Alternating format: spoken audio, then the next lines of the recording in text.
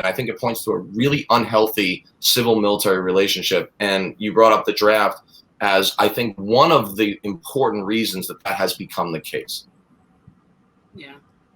You know, one of the issues that I have taken very strongly with our Congresswoman who Jen ran against is the fact that she is as big of a war hawk as anybody you're ever going to find. You know, you do know who Jen ran against, correct? Mm-hmm. Okay. And so, you know, Wasserman Schultz is somebody who has always had ambitions of grandeur to get to the top of the mountain, whatever the hell she was planning on being Hillary Clinton's Secretary of State. How do you like that? How would that have gone over? Got pretty close. I mean, let's be honest. I mean, she obviously did everything that she was told. She did everything she was told to do in order to get there. You know, she kneecapped Bernie and all that stuff. And at the end of the day, you know, there are a lot of people who want to harp on that particular part of her story. But to me, her story is much more sinister because she's one of the people at the forefront of trying to flip the regime in Venezuela. She is somebody who has advocated for war with Iran.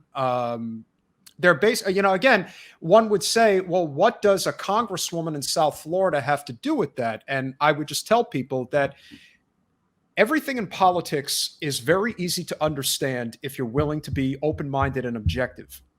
Corporate special interest money is what defines our politics in the United States. Yep. And the amount of money that she has taken, in particular, from Raytheon, Honeywell, and General Dynamics, and if you don't know what they do, I advise you to look into it. This is done for a reason. And the way I put it is she's open for business. If you're a politician who is open for business, you are going to get money from the most nefarious industries in the country, and they will have you do what they tell you to do. And she is more than willing and more than capable of doing exactly what they want. And she has, again, when we talk about war criminals, I believe she's a war criminal because she will advocate for people to go and die over nothing but corporate special interests. And I think we are coming to a consensus that needs to grow larger in this country, that if your representative takes money from the military-industrial complex, they need to be publicly shamed for it. They need to be called out for it all the time because they are nothing but mouthpieces for these major corporations. Raytheon is probably the most powerful along with Boeing and Lockheed Martin, but you can make multiple arguments for any of these major corporations that their sole interest is war profiteering. They may do some things that are beneficial to society, and that's the PR work that they do. What do you mean? I don't see it. No, what did he do?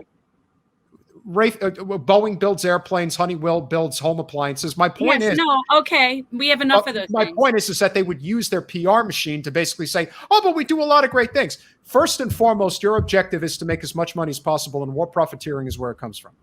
And so, the more we can put this at the forefront in terms of where we stand when it comes to our politicians, if you take corporate special interest money, and especially if you take it from the military-industrial complex, everyone needs to know this, and they need to be publicly shamed for it because they have a lot of blood on their hands, and they're going to keep having it until we have a consensus that all war is bullshit and we need to work together, regardless if you are the most hippity-dippity left supporter or you're the most right-wing Trump supporter. You have to find common interests when it comes to this signature issue. And not only that, but we could even talk about the fact that the military-industrial complex is as responsible for our carbon footprint destroying this planet and putting us at the brink when it comes to climate change. There's a lot of places we can go, but to me, that is as important as anything. That is where I hold my ire, not just for Debbie, but for anybody who serves in Congress who, let's face it, pretty much every one of them is a chicken hawk, and they would never in a million years bear arms to defend our country or especially send one of their children off to do it for them. It's an interesting thing. In a lot of situations, I mean, they don't really follow it, but, you know, if Mark Esper or, you know, Lloyd Austin, who both work for Raytheon. Now, Mark Esper under Trump, the Secretary of Defense, I mean, he was like a lobbyist for Raytheon. I mean, he wasn't just sitting on the board, which is already obscene, but he was like a lobbyist for years. And so technically he didn't really, and he wouldn't totally commit to it. And like Liz Warren like nailed him on it. It was like one of her great moments. I was like watch that stuff to fall asleep at night because I'm a hyper geek. Like just watching her take down some like corporate entity is like, that's what gives me joy. But they have to like recuse themselves from, any contracts that involve Raytheon.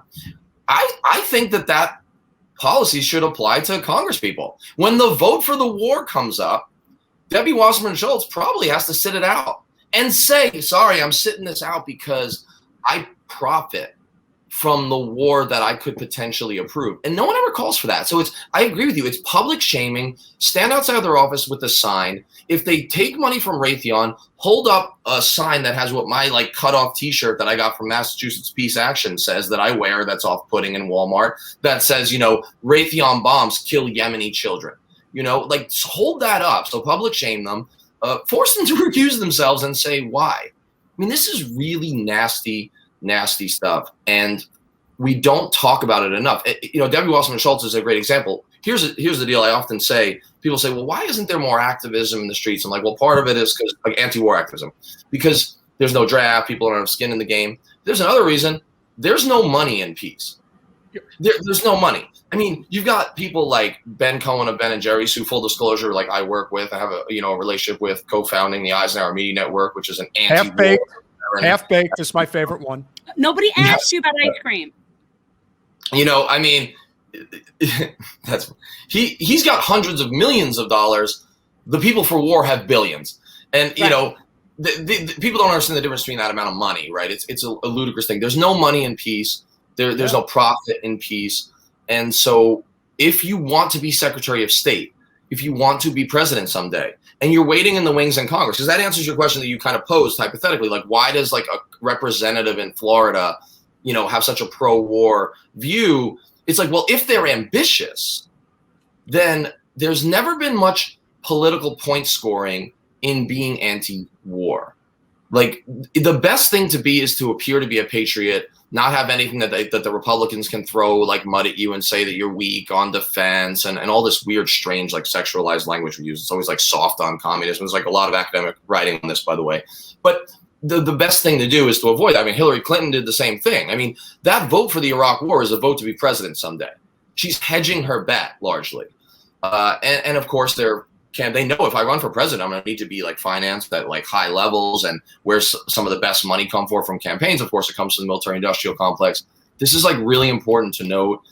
It's one of the most nefarious things that's like underlying our system, and we don't talk about it a lot.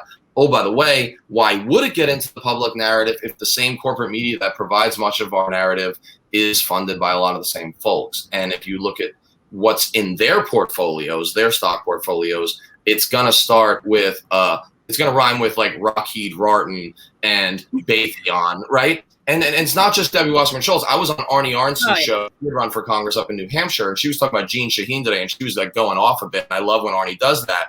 Jeanne Shaheen, who's a senator from New Hampshire. Up in New Hampshire, BAE Systems is big up there, and BAE Systems make a lot of money in Afghanistan. And Jeanne Shaheen is like concerned about us leaving Afghanistan.